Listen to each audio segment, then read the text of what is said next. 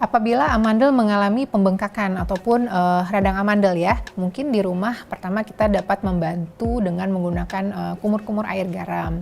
Selain itu juga minum air putih yang banyak agar hidrasi tadi tetap terjaga.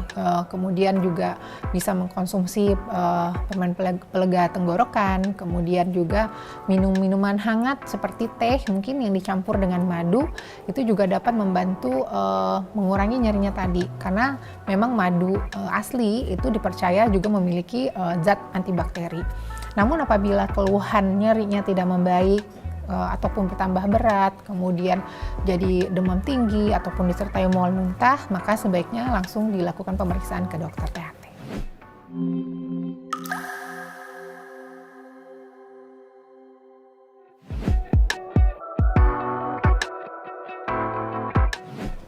Perlu digarisbawahi bahwa penyebab radang amandel tersebut adalah infeksi virus dan infeksi bakteri. Tapi tidak menutup kemungkinan bahwa ada makanan yang menjadi pemicu atau membuat seseorang itu rentan mengalami radang amandel. Di antaranya adalah makanan yang bertekstur keras ataupun yang dapat meninggalkan potongan-potongan kecil di daerah mulut kita, misalnya makan popcorn. Nah, itu sisa-sisa makanan tadi itu akan dengan mudah mengendap atau masuk ke dalam lekukan-lekukan yang ada di dalam si amandel tadi. Nah, kemudian juga selain itu minuman yang mengandung kafein, alkohol, soda ataupun makanan manis itu juga menjadi faktor resiko untuk seseorang gampang terkena radang amandel.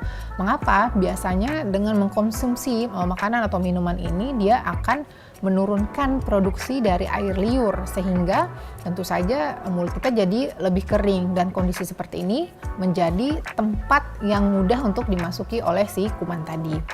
Selain itu juga adalah makanan yang terlalu pedas itu juga dapat memicu peradangan karena tentu saja produksi air liur kita akan menjadi lebih banyak. Nah, itu juga menjadi kemungkinan terbentuknya batu amandel atau tonsil stone.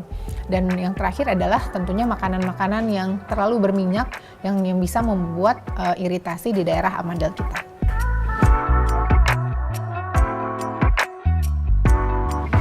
Secara umum untuk menjaga kesehatan hidung dan tenggorokan ya atau saluran nafas atas itu sebenarnya hampir sama.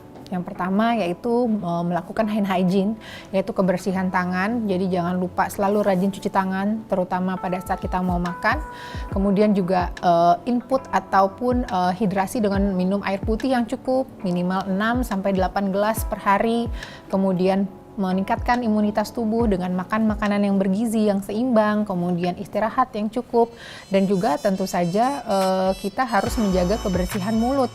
Ya, di antaranya rajin menyikat gigi minimal 2 kali sehari, ataupun kita menghindari menggunakan peralatan makan bersama-sama dengan orang lain. Nah, itu adalah cara-cara yang dapat kita lakukan supaya terhindar dari penyakit radang amandel.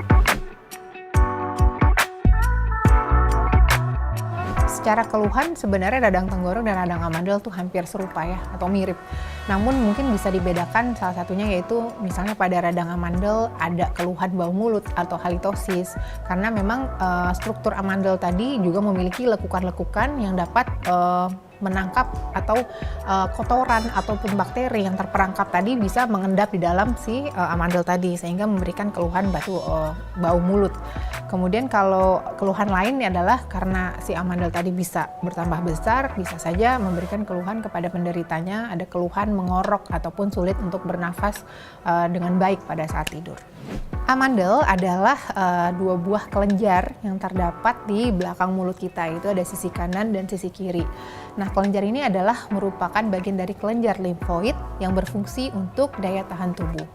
Jadi si amandel ini memiliki fungsi untuk menangkap atau sebagai filter atau sebagai saringan setiap udara yang kita hirup melalui hidung dan tenggorokan. Apabila pada udara tersebut terdapat virus ataupun bakteri, maka dia akan ditangkap di daerah amandel tadi. Nah, selain itu juga radang amandel atau tonsilitis dalam istilah medisnya itu merupakan sebuah kondisi terjadinya peradangan atau inflamasi pada kedua kelenjar tersebut. di mana memberikan dampak kemerahan atau ukuran amandel yang menjadi lebih besar, sehingga dapat memberikan keluhan, salah satunya juga adalah nyeri pada tenggorokan. Nah, proses peradangan ini tentu saja disebabkan oleh adanya infeksi virus maupun bakteri. Hal ini sama dengan radang tenggorokan. Demikian penjelasan saya mengenai radang amandel. Saya Dr. Hamidah Hayati Faisal, spesialis THT KL. Sampai ketemu di episode berikutnya.